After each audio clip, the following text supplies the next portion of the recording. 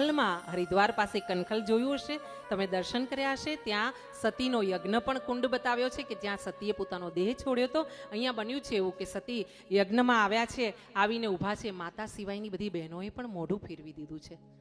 હા, કોઈ કોઈનું નથી રે. મુવાની સંગાતે કોઈ મરતું નથી રે, કોઈ કોઈનું નથી રે.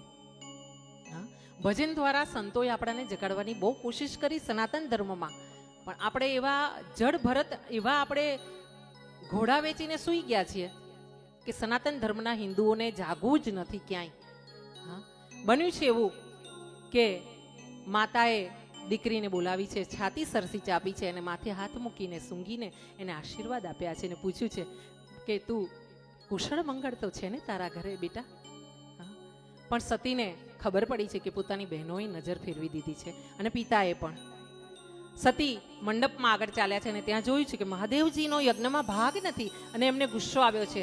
એક બાજુ એમને ખબર હતી કે રામજીની પરીક્ષા લેવા જતી વખતે પોતે સીતા માતાનું રૂપ ધારણ કર્યું હતું, એટલે મહાદેવે એમનો ત્યાગ કર્યો હતો. આ